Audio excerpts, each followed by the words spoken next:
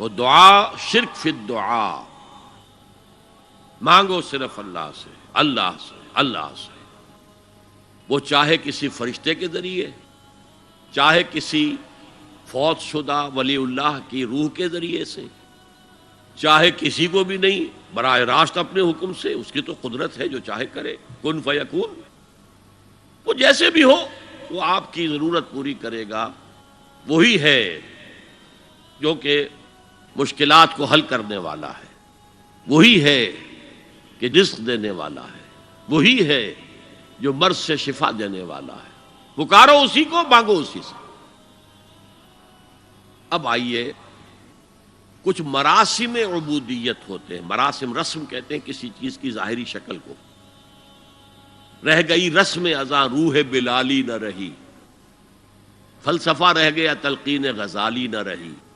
یہ قرآن کا بھی ہم اسے رسم الخط کہتے ہیں، رسم الخط، اور یہ حضرت عثمان کے زمانے میں فائنل ہوا ہے کہ یہ اس طریقے سے لکھا جائے گا۔ تو عبدیت کے اظہار کے لیے کچھ رسومات ہیں، جس میں سے ایک پر گفتگو ہو چکی، قنوت،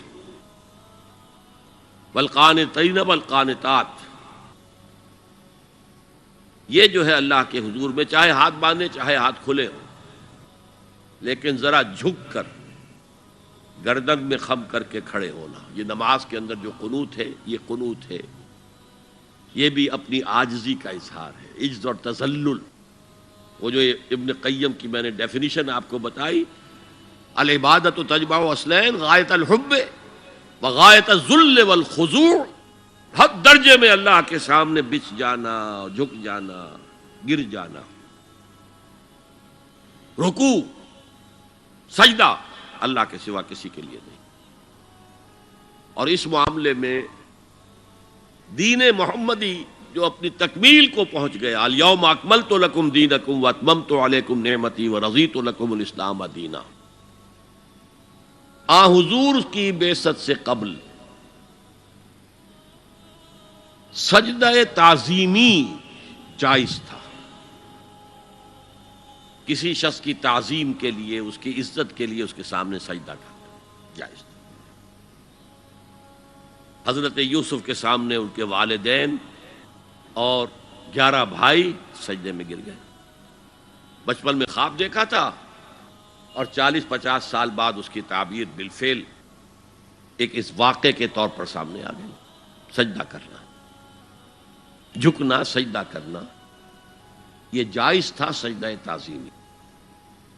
حضور پر شریعت مکمل، توحید مکمل، اب ہر نوع کا سجدہ حرام مطلق ہے سوائے اللہ کے کسی کو۔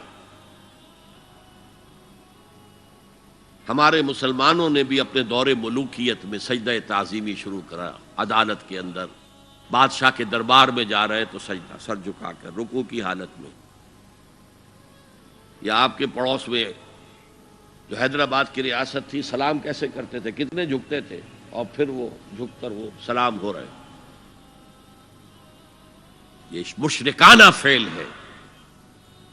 مغلیہ دربار میں بھی تھا، شیخ احمد سرہندی رحمۃ اللہ علیہ نے کہا غلط ہے، حرام ہے، جائز نہیں۔ دربار میں شکایت پہنچ گئی، آخر مخبری کرنے والے بھی تھے، حاسد بھی تھے، وَمِن شَرِّ حَاسِدٍ إِذَا حَسَدَ، طلبی ہو گئی، بلایا گیا دربار میں حاضری،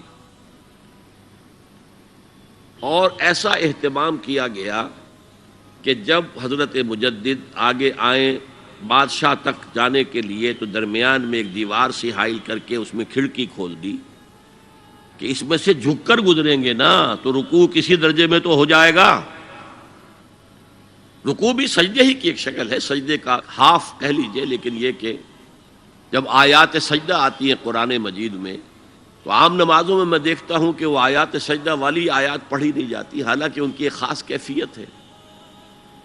تراویح میں تو پڑھی جاتی ہے لیکن پہلے بتا دیتے ہیں کہ یہ دوسری رکعت میں یا پہلی رکعت میں سجدہ آ رہا ہے تو لوگ تیار ہوتے ہیں، لیکن رکوع بھی اگر فوراً ہو جائے آیت سجدہ کے بعد تو اس سے بھی اس سجدے کا حق ادا ہو جاتا۔ بہرحال حضرت شیخ مجدد رحمۃ اللہ علیہ دربار میں آئے تو اس کھڑکی میں سے پہلے پاؤں گزارے، پھر اپنا سر نکالا، پھر جیل میں ڈال دیے گئے، کوئی پرواہ نہیں۔ حاضر ہوا میں شیخ مجدد کی لحد پر، وہ خاک کے ہے زیر فلک مطلع انوار، گردن نہ جھکی جس کی جہانگیر کے آگے، جس کے نفس گرم سے ہے گرمی احرار، وہ ہند میں سرمایہ ملت کا نگہباں، اللہ نے بر وقت کیا جس کو خبردار۔ دین الہی، دین محمدی کے خاتمے کا اعلان تھا۔ اب بڑے بڑے مولویوں نے یہ اکبر کو سبق پڑھایا تھا، بڑے مولوی، درباری مولوی، انہوں نے سبق پڑھایا تھا۔ اللہ کا ایک دن 1000 برس کا ہوتا ہے، اور اللہ کا ہر معاملہ 1000 سال تک ہوتا ہے۔ اب 1000 سال ہو گئے محمد کی رسالت کو، ان کی رسالت کا دور ختم صلی اللہ علیہ وسلم۔ اب دوسرا 1000 سال، اسی لیے الف ثانی کہتے ہیں نا، الف ہزار کو کہتے ہیں الف ثانی۔ یہ دوسرا 1000واں سال جو شروع ہو گیا ہے، اس میں ایک نئے دین کی ضرورت ہے، وہ دین اکبری ہے، دین الہی ہے۔ اور دین الہی کیا تھا؟ یہ ایک بہت بڑی سیاسی تدبیر تھی، اصل میں بہت بڑی سیاسی تدبیر، اور اس کا ظہور بعد میں بھی ہوا ہے ہندوستان کی سرزمین میں۔ وہ یہ کہ ہندوستان کی ترقی میں جو چیز سب سے بڑی رکاوٹ ہے وہ مذہبی اختلافات ہے۔ لہذا ایسا کرو، سارے مذاہب جو ہیں اسے ہاون دستے میں ڈالو، کوٹ کوٹ کے چورا چورا کر کے بناؤ صفوف، اور یہ مذہب سب کا ہو جائے تو مذہبی اختلافات ختم ہو جائیں گے۔ دوسری بات ان کی سمجھ میں یہ آ گئی کہ اصل میں اختلاف رسالت اور شریعت کی بنیاد پر ہوتے ہیں، لہذا دین الہی، بس خدا کو مانو، بس رسالت وغیرہ کو چھوڑو۔ خدا تو سب کا رب ہے، اسے آپ پرماتما کہہ لیں، مہادیو کہہ لیں، جو چاہے کہہ لیں، اللہ کہہ لیں، رام کہہ لیں، قل ادعوا اللہ الرحمن ایما تدعوا فلہ الاسماء الحسنی۔ قرآن کہتا ہے تم اللہ کہہ کر پکار لو یا رحمان کہہ کر پکار لو، جس کو بھی تم پکار رہے ہو یہ جان لو کہ تمام اچھے نام اسی کے ہیں۔ یہ فلسفہ تھا بہت گہرا، وہ جاہل تھا، ان پڑھ تھا، لیکن بہت بڑا سیاستدان تھا اکبر، اس میں کوئی شک نہیں۔